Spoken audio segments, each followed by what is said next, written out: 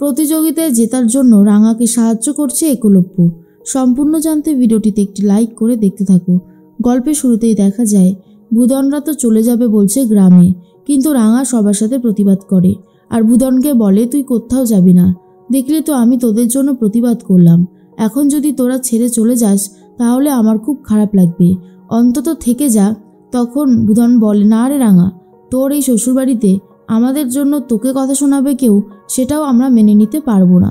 দুমুঠো ভাত বেশি খেয়েছি বলে এইভাবে অপমান কেউ কোনোদিনও করেনি রে রাঙা, এরকমভাবে বড় বৌদি বলল।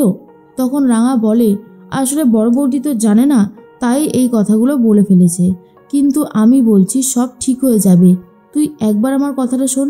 চাপা তখন বলে না, আমরা আর এই বাড়িতে থাকবো না, এই বাড়িতে থাকলে এত কথা শুনতে হবে, আমাদের আর ভালো লাগছে না। তার মধ্যেই চলে এসেছে প্রমিতা আর একলব্য।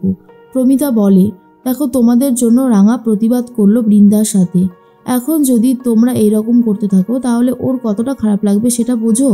আমি বলছিলাম যে যা হবার হয়ে গেছে, তোমরা আর ভুল বুঝো না, তোমরা থেকেই যাও, দেখোই না কম্পিটিশনে তোমরা জিতে গেলে কত কিছু পাবে।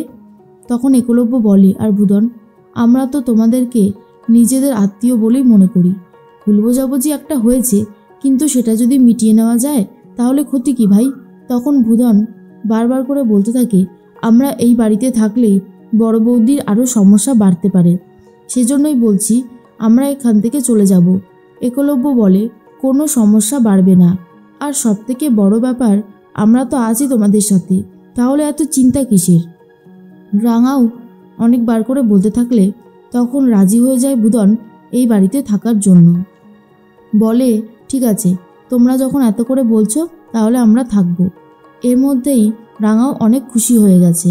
প্রমিতা বলে দেখলি তো রাঙা, কি সুন্দর ওরা বুঝে গেল। এর মধ্যেই চলে এসেছে বৃন্দা কথা বলতে সাত্তকীর সাথে, আর বলে দেখেছো সাত্তকী, এই মানুষগুলোকে নিয়ে এত বাড়াবাড়ি করছে বাড়ির লোকজন যে আর সহ্য হচ্ছে না, অতগুলো খাবার যদি রোজ দিন যেতে থাকে তাহলে কত টাকা লাগবে বুঝতে পারছো। সাত্তকী বলে সেটা তো খুব ভালোই বুঝতে পারছি বড় বৌদি, কিন্তু এদেরকে বার করতে গেলে যে প্রমাণটা যেই জিনিসটা আমাদের দরকার সেটা তো আমাদের কাছে থাকছে না। এর মধ্যেই তখনই বৃন্দা বলে ঠিক আছে, আমি দেখছি কি ব্যবস্থা করা যায়, তুমি আমার সাথে আছো তো। সাত্তকী বলে নিশ্চয়ই, এই সমস্ত কাজে আমি সবসময় তোমার পাশে আছি, তুমি কিছু চিন্তা করো না। প্রমিতা বলে আমি চাই রাঙা এই কম্পিটিশানটা জিতুক, এই কম্পিটিশানে অনেক কিছু হবে, আমি সবটাই দেখব। এদিকে বৃন্দা কোন দিন কোন ড্রেসটা পরবে সেটা ঠিক করতে থাকে, আর আড়াল থেকে চাপা দেখতে থাকে আর বলে বাবা রে বাবা, এত সুন্দর শাড়ি, এ তো আমি স্বপ্নেও কোনোদিনও দেখিনি, এত দামি দামি শাড়ি। বৃন্দা তখন দেখে নেয় আর বলে চাপা তুই আমাকে এইভাবে দেখছিলিস কেন, তোকে বলেছি না তোরা আমাদের এই ঘরের দিকে আসবি না, কথা কানে যায় না বল। চাপা বলে ভুল হয়ে গেছে রে বড় বৌদিদি, আর কখনোই এরকমটা হবে না। এরপরে চাপা খুব কান্নাকাটি করতে থাকে, বৃন্দা রাঙাকে ডেকে সব কথা বলে দেবে বলে ঠিক করে, কিন্তু চাপা তখন বলে তুই রাঙাকে কিছু বলিস না, রাঙা খুব বকবে, আমি চলে যাচ্ছি এক্ষুনি। এর মধ্যেই বৃন্দা বলে তুই স্বপ্ন দেখছিস বল যে কন্টেস্টে তুই জিতবি, আর চাপা কিছু বলতে পারছে না। রাঙা চলে এসেছে। রাঙা তখন বলে বড় বৌদিদি কি করছিস তুই এখানে। বৃন্দা বলে এই যে কোন শোতে কি কোন জায়গাতে কি পড়বো সেটাই ডিসাইড করছিলাম, তোমার এসব কিছু আছে রাঙা। রাঙা তখন বলে এগুলো আমার চাইও না, আমার কাছে যেটা আছে সেটা হলো ট্যালেন্ট, আর আমি সেই ট্যালেন্ট দিয়ে এই প্রতিযোগিতা জিতবো, যেটা তুই দাঁড়িয়ে দাঁড়িয়ে দেখবি। তখন বৃন্দা বলে তোর এত বড় সাহস, তুই আমাকে চ্যালেঞ্জ করছিস।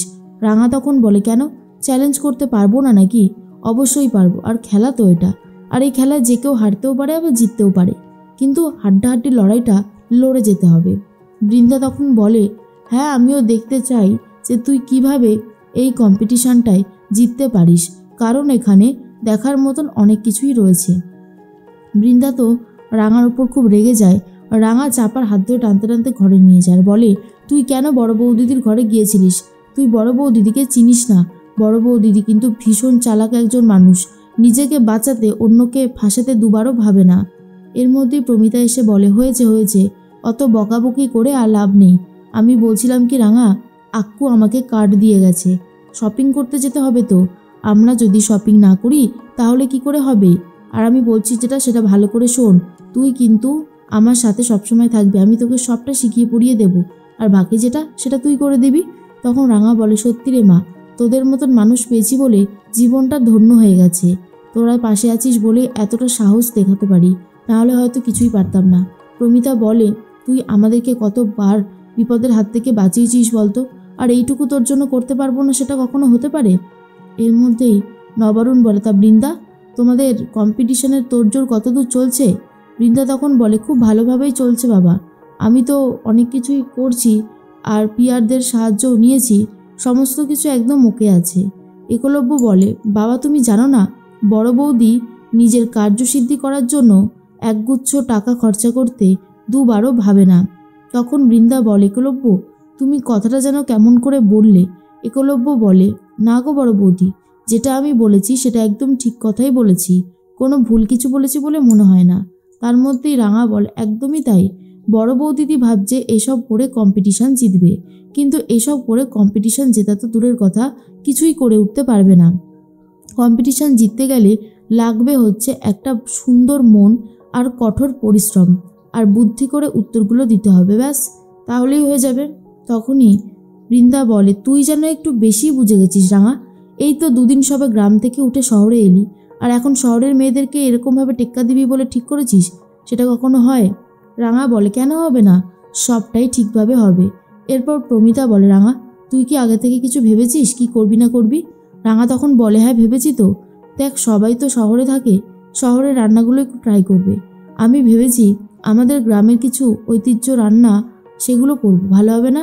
তখন প্রমিতা বলে, এটা তো দারুণ আইডিয়া, হ্যাঁ এটা একদমই ঠিক হবে, তুই যদি এটা করতে পারিস তাহলে খুব চমক দেওয়া যাবে, আমি তোর পাশে আছি, একলব্য তোর পাশে আছে, তুই শুধু এগিয়ে যা। এদিকে বৃন্দা খুব রাগ করতে থাকে রাঙার উপর আর বলে, দুদিনের মেয়ে, ওর এত বড় সাহস হয় কি করে যে ও আমাকে অপমান করে? ও আমাকে চেনে না, ওর জন্য যে আমি ঠিক কি করতে পারি সেটা তো জানে না, যখন জানবে তখন বুঝতে পারবে ঠিক আমি কি জিনিস। এর মধ্যেই রাঙা চেষ্টা করে যাচ্ছে যাতে এই কম্পিটিশানটা জেতা যায়। তখনই প্রমিতা বলে, আমি জানি কম্পিটিশান জিতলে রাঙাই জিতবে, অন্য কেউ পারবে না কম্পিটিশান জিততে, আর গ্রামের সবাই যখন রাঙার সাথে আছে তখন তো আর কোনো ভয়ই নেই। এদিকে বৃন্দা ভাবে, ছলে বলে কৌশলে হলেও সে এই প্রতিযোগিতায় জিতেই দেখাবে, না হলে রাঙার কাছে তো হেরে যাবে। একলব্য সব দিক থেকে রাঙাকে সাহায্য করতে চাইছে যাতে এই প্রতিযোগিতায় বৃন্দাকে হারিয়ে দিয়ে বাকি প্রতিযোগিতাতে হারিয়ে দিয়ে রাঙা জিততে পারে, আর এমনটাই ভাবছে একলব্য।